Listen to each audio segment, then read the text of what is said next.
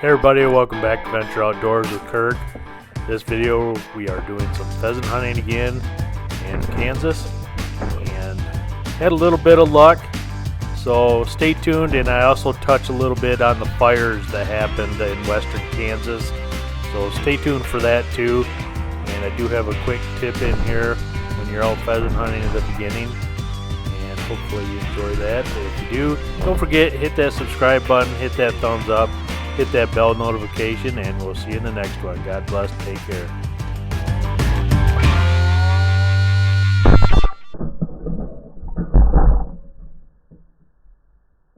But keep a pair of binoculars in your truck, because I'll scan these fields, and the way that sun is, those pheasants glow like a sore thumb.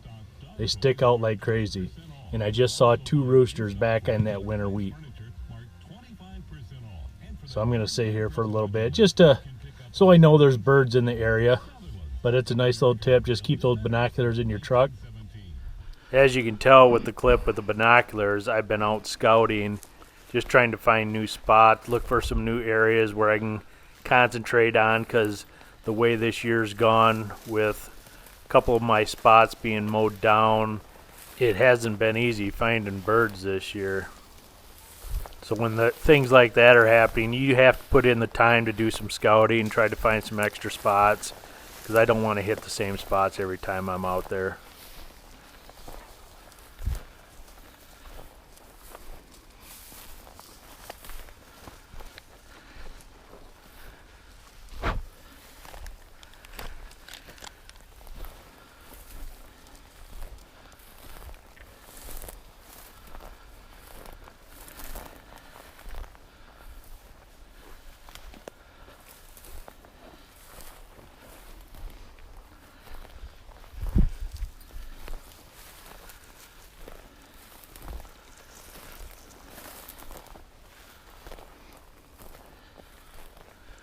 This cracks me up because we've just gotten to this field, haven't been in it a minute yet.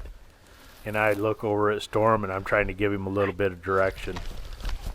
Of course, he's probably thinking, hey, I got this. Whose nose is better?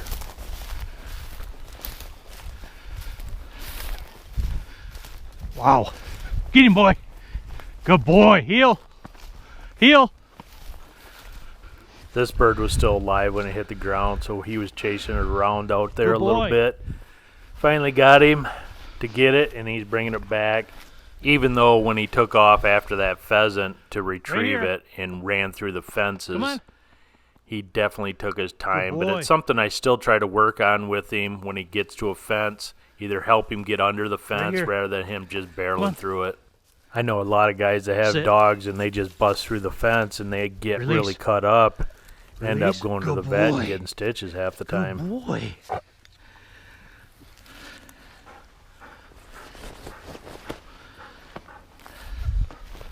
Come on.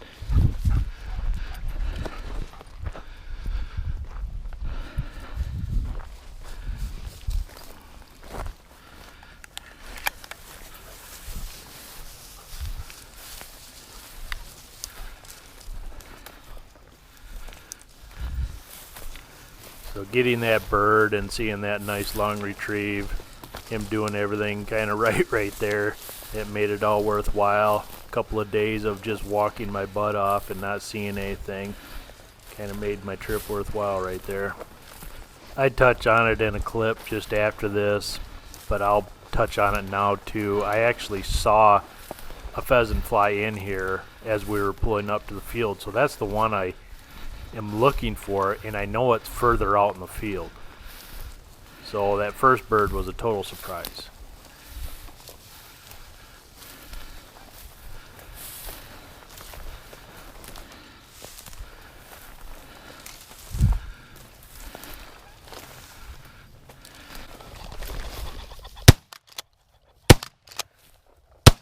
You watch close in this clip and you can see the feathers flying off the back of him. I hit him.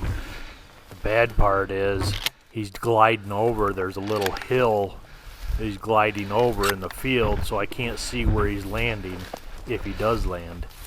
He's hit. Okay, so that's not the pheasant that I saw land in the field either. So right now I'm just ecstatic that things are going like they are. Storm? Not to mention, those are probably God the dang it. tightest a pheasant has held for me in 2 years. Both of those. They both jumped up right in front of the dog. Well, what I didn't get to tell you before we started this field, I was driving down the road and I saw the one rooster coasting across and landed just as I was pulling up. So I knew the one rooster was in here. The other two took me by surprise. I wasn't expecting them this early, because usually they don't fly in here till like the last 10 minutes. So that was a fun first 10 minutes. It was action-packed for sure. Got the one crossing the road. The second one jumped up. I got it on the second shot. I'm almost positive it probably glided down out here. He was on his trail running after it when that third one, the one that I actually saw fly in and where it landed, jumped up and flew across. He was way too far. But when we were back there, I thought the one was running through the grass. So I was trying to get him back in that spot because he was just off to the side. I think that's where it was running around. And then it just stopped. We hunted around there for a little bit, just didn't see it. I was expecting to either him find it or we'd kick it back up. That's unfortunate. Should have had it on the first shot. I was staring it right in the eye when it was flying across in front of me. So at this point, it's pretty much made my night, having that quick 5 minutes, not even 5 minutes, where I got those roosters to jump up. And then we're just finishing out the field here, and we end up jumping Storm? a couple of No. hens. No.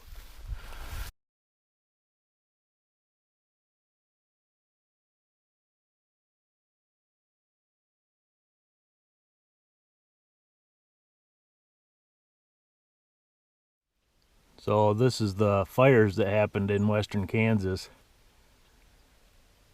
Right there at the top of that hill, you can see that's burned off. Might be tough to see. But then right across the road,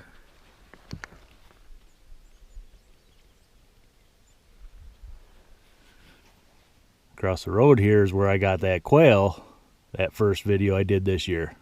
So it stopped literally just a couple 100 yards from this field. Unfortunately, I'll show you the other field that I was stopping at today. This is just up the road around the corner, and you can see everything's burnt right to the road. This ended up burning just under 400,000 acres in this area.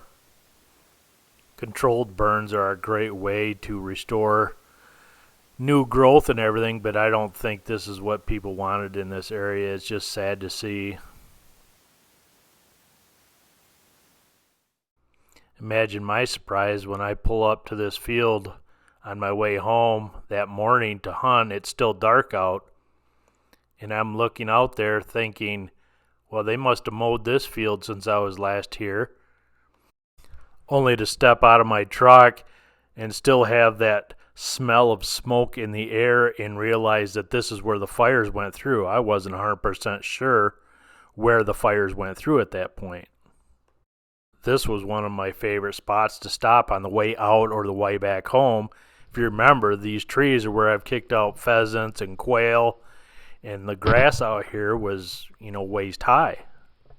That field that I showed you at the beginning of this, where I shot the quail earlier this year, I actually hunted that this morning, and I didn't hear a pheasant, I didn't see a bird. So I'm just wondering what the long-term effects are of the smoke and everything like that drove the birds out.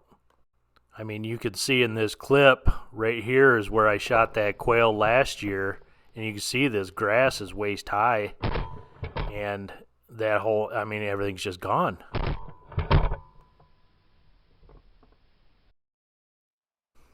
Now this is the piece that connects to it just up on the hill, but you can also see all out across the horizon where everything's burnt. It's burnt for miles.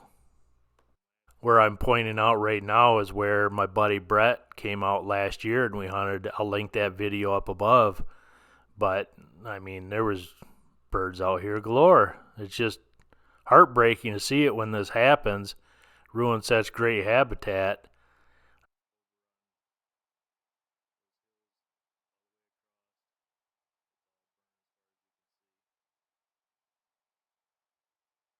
Even in this next clip, you can see how tall this grass was.